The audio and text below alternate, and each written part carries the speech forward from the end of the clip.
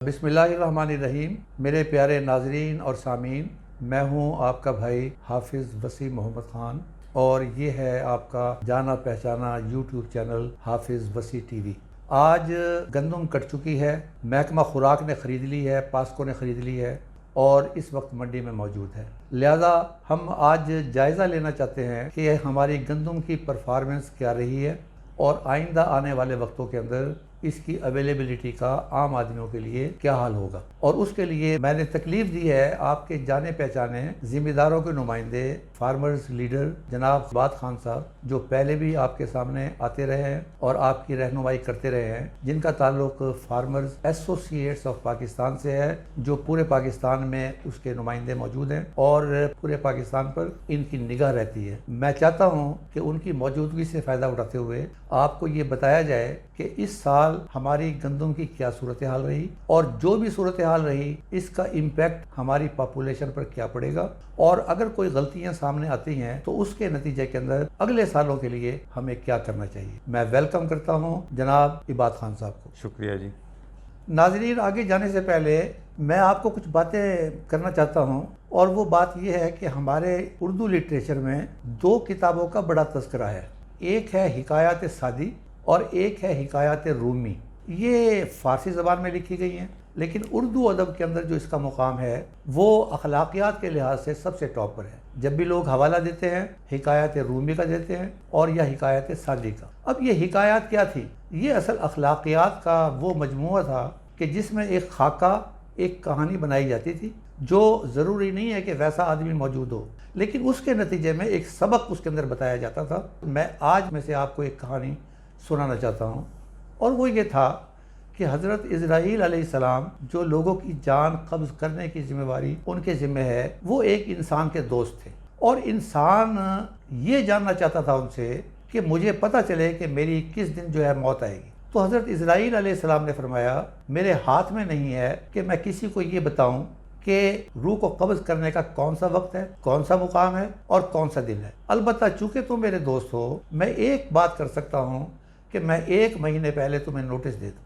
वो बहुत खुश हुआ इंसान जो उनका दोस्त था कि चले मुझे 1 महीने पहले पता चल जाएगा और 1 महीने मरने से पहले पहले जो ज़रूरी काम है वो मैं कर लूँगा। लिहाजा हुआ ये कि कुछ अरसे के बाद उसके दाएं तरफ रहने वाला जो पड़ोसी है वो फौत हो गया। उसने कहा, अल्हम्दुलिल्लाह, मुझे तो 1 महीना पहले बताया जाएगा। कुछ अरसे के बाद पता चला कि दाएं बाएं का पड़ोसी भी फौत हो गया, फिर सामने वाला पड़ोसी फौत हो गया और फिर पीछे वाला पड़ोसी फौत हो गया। और एक दिन हज़रत इज़राइल अलैहिस्सलाम सामने तशरीफ़ ले आए और उन्होंने कहा कि भाई तैयार हो जाओ। तो उस आदमी ने कहा कि या हज़रत, आप क्या कह रहे हैं? आपने मुझे 1 महीने नोटिस का वादा किया था। तो उन्होंने फरमाया कि ये जो आदमी दाएं मरा है और बाएं मरा है और पीछे मरा है और आगे मरा है, ये तुम्हारे लिए काफ़ी नोटिस नहीं था? तो ये आज की बात जो है वो इसी बात के ऊपर मुनहसर है। वहीं से मैंने ये ली है कि हम ये देखें कि इस पूरे साल के अंदर हमने गलतियाँ क्या क्या की हैं, हम इन गलतियों को किस तरह सुधार सकते थे और आने वाले वक्त के अंदर हम क्या क्या चीज़ें कर सकते हैं कि हमें इन मसाइल का सामना न करना पड़े। तो मैं गुजारिश करता हूं जनाब इबाद खान साहब से, मुझे आप ये बताएं कि पिछले प्रोग्राम में आपने इन बातों की निशानदेही की थी कि आने वाले वक्त के अंदर गंदम की शॉर्टेज होगी और इसकी कीमत 3000 रुपए से ऊपर जाने का इम्कान है। तो मैं जानना चाहता हूं कि आपके विजन में ये बात कैसे आई कि आपने कैसे अंदाज़ा लगाया कि गंदम का ये हाल होगा जिससे हम गुजर रहे हैं। जी, गुज़श्ता मुलाकात में हमने कुछ ऐसी बातों का अंदेशा ज़ाहिर किया था और उस वक्त भी हमने बहुत मोहतात रवैया अपनाया था, क्योंकि हमारा ये ख़्याल था कि कोई गैर मोहतात किस्म का दावा या गुफ्तगू जो है उसका कोई ऐसा इम्पेक्ट ना है जो लोगों की ज़िंदगी पे असरअंदाज हो। लेकिन हम बड़ी बदकिस्मती भी कह लें और हमारे अक्सर अंदाज़े ना सिर्फ सही साबित हुए बल्कि हमने तो बहुत मोहतात बात की थी, अब बात उससे बहुत आगे चली गई है। उस वक्त जब हमने ये 3000 की पेशन गोई की थी तो वो हवा में बात नहीं की थी। हमने बैनुल अक़वामी जो ट्रांसपोर्टेशन के अखराजात देखे, हमने रूस और यूक्रेन की आपस का झगड़े को देखा, हमने इंटरनेशनल कीमतों को बढ़ते हुए भी देखा, और हमने अपने मुल्की सतह पर मुख्तलिफ़ फसलों की कीमतों में रद्द-ओ-बदल को भी देख रहे थे। इन सब को देखते हुए हमने एक बहुत मोहतात पेशन गोई की। लेकिन अगर आज हम अपनी उस पेशन गोई को मुड़ के देखें तो हमने बहुत कम आप लोगों को बताया था। आज 3000 की बजाय गंदम में 4000 की बातें हो रही हैं। और अगर हम अपने मुल्क में देखें तो आज से 2 साल पहले जो सरसों 2000 रुपये की मन बिका करती थी, आज वो 7000 को भी क्रॉस कर रही है।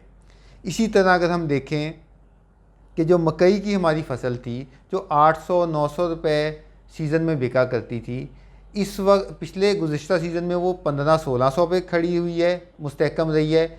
और आने वाले दिनों में हमें लग रहा है कि ये कीमत 1800-1900 से फ़ी मन से कम नहीं होगी। और इसी तरह अगर हम चावल को देखें, जो हमारा चावल जो धान की फसल 1700-1800 से लेकर 2000 पे बिका करती थी, इस वक्त मार्केट में वो 4000 को क्रॉस कर रही है। तो 4000 तो चलें हम कह सकते हैं कि ये आर्जी तौर पे है, लेकिन 3000-3200 ये कीमतें हमें इससे नीचे जाती नज़र नहीं आ रही। तो जब किसी भी मुल्क की मेन फसलों की कीमतें बुलंदी की तरफ जा रही हों तो कोई एक ऐसी फसल नहीं रह जाती जो उनसे अलहदा होके और नीचे कम कीमत में बिके। हमने इन्हीं बातों को देखते हुए गंदम की बढ़ती हुई कीमतों का अंदेशा ज़ाहिर किया था।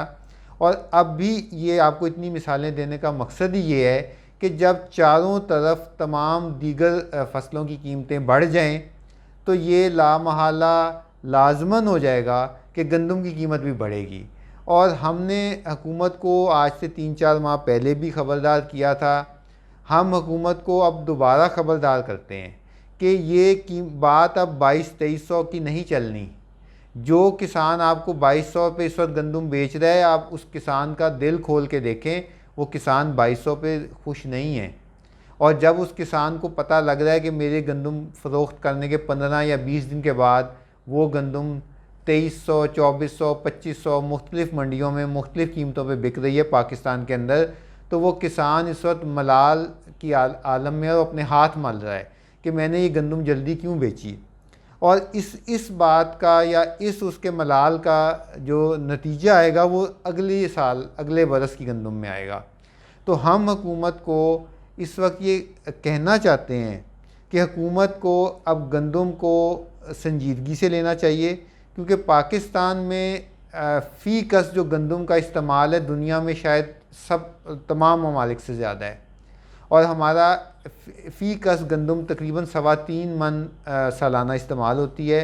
और जो इस वक्त बैनुल अक़वामी हालात हैं, जो इस वक्त आलमी ट्रांसपोर्टेशन के अखराजात हैं, और जो दुनिया में इस वक्त आपस में मुख्तलिफ़ रीजनल इश्यूज़ खड़े हुए हैं, हुकूमत को गंदम के मामले और या आप कह लें खुराक के मामले पे किसी किस्म का रिस्क नहीं लेना चाहिए। और इसके बारे में एक दूर अंदेशी का फ़ैसला करें और एक दूर रस असरात वाली पॉलिसी मुरतब करें।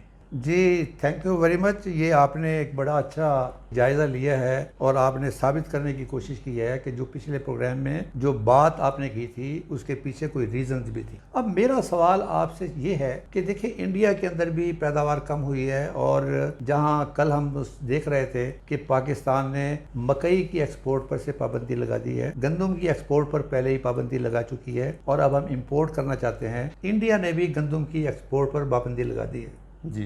तो मेरा असल आपसे सवाल है कि कौन कौन से पॉइंट्स हैं वो जो पहलवानों का जब मुकाबला होता है तो बाद में पूछा जाता है कि हारने वाले से कि तुम्हारे हारने की कौन कौन सी वजूहत थी, 1 2 3 4। तो ये जो गंदम कम हुई है, मुझे आप बताएंगे, मेरे नाज़रीन को बताएंगे कि कौन से 3 या 4 मेन फैक्टर थे जिसकी बुनियाद पर यह पैदावार 29 मिलियन टन, जिसका पूरे साल हम शोर मचाते रहे हैं कि हमने कायद आज़म का रिकॉर्ड भी तोड़ दिया। और इस मरतबा वही गवर्नमेंट थी लेकिन हम 26 मिलियन को क्रॉस नहीं कर सके। तो वो आप ज़रा कोई 3-4 पॉइंट, मैं इसलिए पूछना चाहता हूँ कि आप ज़िम्मेदारों में, किसानों में रहते हैं, आप उनसे डिस्कस करते हैं और आप उनकी नुमाइंदगी भी करते हैं। इसमें जी मैं ये कहना चाहूँगा कि पिछले प्रोग्राम में हमने कुछ पॉइंट्स आप लोगों के सामने रखे थे, जिसमें सरे फहरिस्त ये था कि अगर एक बंदा जब कोई सफ़र का आगाज़ करना चाहे, अगर उस वक्त उसकी मर्ज़ी ही ना वो सफ़र करने की हो, तो उसके अंदर वो जज्बा और वो हौसला नहीं होता जिसमें उसने वो सफ़र करना होता है। तो गुज़श्ता गंदम से पहले हमने हुकूमत से सर तोड़ कोशिशें की, हमने हुकूमत को हर तरह पैगामात पहुँचाए कि एक मुनासिब और एक अट्रैक्टिव प्राइस, स्पोर्ट प्राइस का ऐलान किया जाए, ताकि किसान जब गंदम लगाने खेत में घुसे तो किसान अपनी पूरी तैयारी के साथ और पूरे जोश व वलवले के साथ आए। लेकिन हुकूमत की क्या मजबूरियां थीं ये हम कुछ नहीं कह सकते। हुकूमत ने उस वक्त एड़ियाँ रगड़ते हुए एक 1850 और 1900 रुपये फ़ी मन का ऐलान किया, जो उस वक्त किसान को बिल्कुल पसंद नहीं आया, बल्कि किसान को एहसास हुआ कि हुकूमत उसकी मजबूरियों से फ़ायदा उठाने की कोशिश कर रही है। इस चीज़ का ये नतीजा निकला कि जो किसान 25 एकड़ लगा सकते थे तो उन्होंने 20 या 18 एकड़ लगाने पर ही इक्तफ़ा किया, और वो भी उन्होंने बादले नाख्वास्ता ये कदम उठाया, क्योंकि वो उनके पास बीज था, उनके पास लेबर थी, वो पहले से प्लान करके बैठे थे, तो ऐन मौके पे वो अपना प्लान बदल नहीं सकते थे। लेकिन हुकूमत ने उस चीज़ को समझा नहीं। तो जब किसान खेत में उतरा तो वो अपने उसका दिल हाफ हार्टेडली कह लें या बादले नाखास्ता उसने ये फ़ैसला किया गंदम लगाने का। खैर किसान ने गंदम लगा ली। उसके बाद जैसे ही उसने गंदम लगाई, और बल्कि जब वो लगा रहा था उसे पता चला कि डीएपी मार्केट से गायब है। जो डीएपी गंदम की काश्त से पहले 6000 में दस्तयाब थी, वो डीएपी गंदम के वक्त रोज़ बरोज़ 100 रुपये 200 रुपये उसकी कीमत बढ़ रही थी। और मुझे ख़ुद याद है कि मैंने 7000 की नहीं ख़रीदी, फिर मैंने 8000 की ख़रीदी, क्योंकि मैं एक हफ़्ता लेट हो गया। तो ये बड़े काश्तकार या जो साहिब हैसियत थे, उन्होंने तो ये कड़वा गूंठ भर लिया।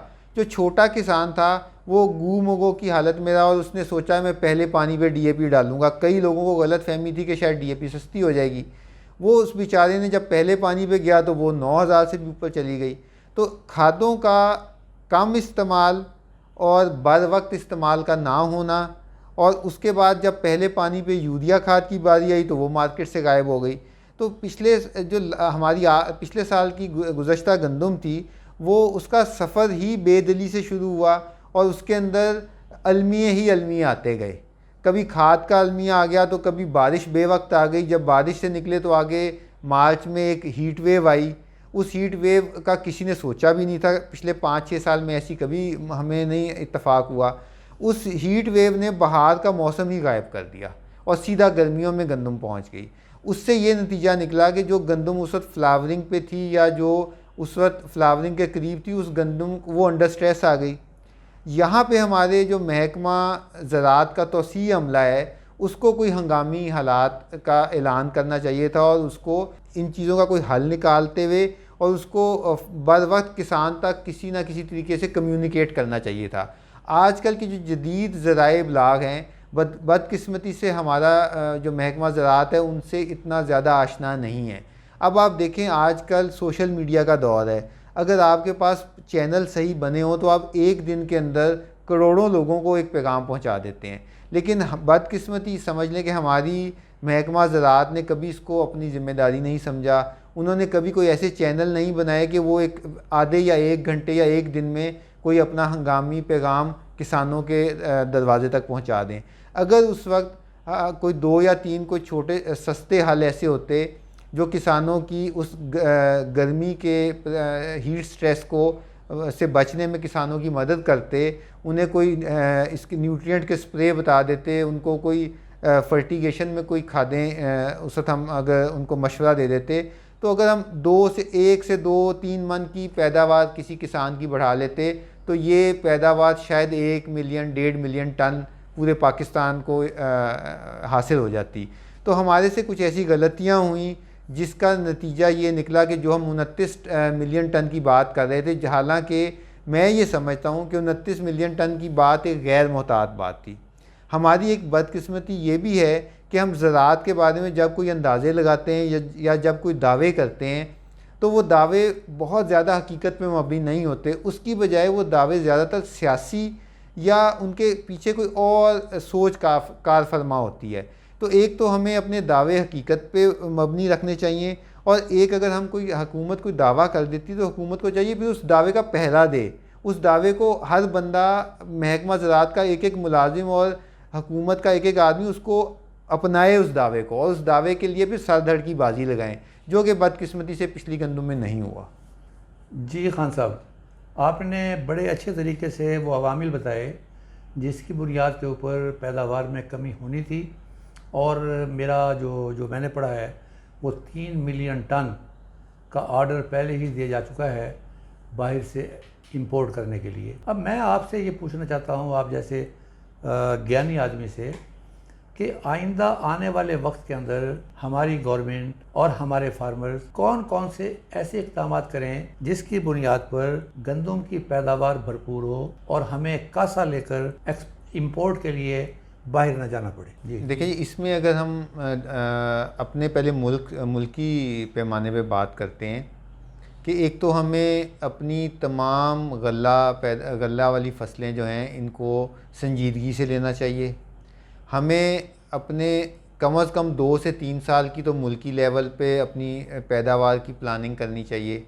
हमें सैटेलाइट मैपिंग के ज़रिए अपनी फ़सलों की अदाद शुमार लेने चाहिए और उन्हें जारी करना चाहिए ताकि वो हकीकत पे मबनी हो और कोई फ़रीक भी धोखे में ना रहे। इससे अगर हम एक स्टेप आगे बढ़ें तो फिर हमें मुल्की और बैनुल अक़वामी कीमतों को देखना चाहिए। हमें देखना चाहिए कि हमारे मुल्क में जो दीगर फसलें हैं, अगर हम गंदम के बारे में सोच रहे हैं तो हमें दीगर फसलों की कीमतों को देखें, उसमें किसान के मुनाफे को देखें। अगर हम गंदम को ज़्यादा पैदा करवाना चाहते हैं तो हमें सबसे पहले तो ये इंश्योर करना पड़ेगा कि जो किसान गंदम उगाए उसे दीगर फसलों से ज़्यादा नहीं तो उनके बराबर मुनाफा ज़रूर मिले। अगर गंदम में मुनाफे को आप यकीनी नहीं बनाएंगे तो आप किसान को जो मर्ज़ी मशवरा दे दें, उसे धमकियां लगा लें, जो मर्ज़ी मजबूरियां खड़ी कर दें, किसान गंदम नहीं लगाएगा। तो गंदम में किसान के मुनाफे को यकीनी बनाएं। उसके बाद हुकूमत को चाहिए कि इस वक्त पूरी दुनिया का जो खुराक का सिस्टम है उस पर नज़र डाले। इस वक्त पूरी दुनिया में जो एक खुराक का निज़ाम जो जंग अज़ीम दोम के बाद बनाया गया था बड़ी मेहनत से, उसमें अब वो लर्ज़ा तारी है, वो उसमें दरारें आ रही हैं। ख़ास तौर पे कोरोना के बाद लग रहा है कि जो आलमी खुराक का निज़ाम है शायद ये अब कायम ना रह सके और इसमें टूट फूट हो, और खुदा ना खास्ता अगर ये निज़ाम कायम ना रहा तो इसके बहुत ज़्यादा नुकसानात हो सकते हैं। हम तो शायद इन नुकसानात को इतना ना फेस करें क्योंकि हमारे मुल्क में खुराक की उस तरह किल्लत नहीं है, लेकिन दुनिया में कई मुल्क हैं जिनमें बहुत बड़ी तबाही आएगी जो अपना गल्ला पैदा नहीं करते। लेकिन इसका नुकसान हम जैसे मुल्कों को ये होगा कि जब हम कोई गल्ला बाहर से ख़रीदने जाएंगे तो हमें उसकी बहुत ज़्यादा कीमत पे करनी पड़ेगी। जैसे अगर हम इस साल देखें, जो गंदम हमें पिछले साल 2400, 2300, 2200 रुपये फ़ी मन में दस्तयाब थी, इस वक्त ये बातें हो रही हैं कि वो हमें कराची पहुँच 5000 रुपये में फ़ी मन पड़ेगी। तो अगर एक साल के अंदर कीमत डबल से ऊपर जा रही है तो अगले एक साल का किसी को कुछ नहीं पता, क्योंकि इस खित्ते में जो लड़ाइयाँ चल रही हैं वो लड़ाइयाँ गंदम पैदा करने वाले मुल्कों में हैं बदकिस्मती से। और दूसरी तरफ इंडिया ने अपने गंदम एक्सपोर्ट पे पाबंदी लगा दी है।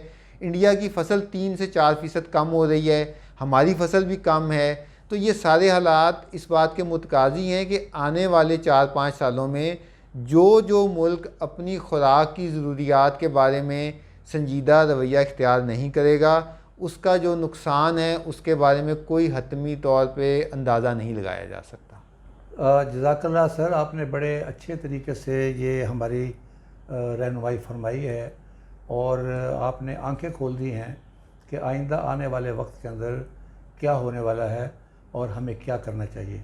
मैं एक मरतबा फिर आपका शुक्रगुज़ार हूँ। अल्लाह ताला आपको खुश रखे। शुक्रिया। और उम्मीद है कि आप इसी तरीके से आइंदा भी किसानों की रहनुमाई फरमाते रहें। मेरे लिए इजाज़त है। वमा अलैना इल्लल बलागुल मुबीन।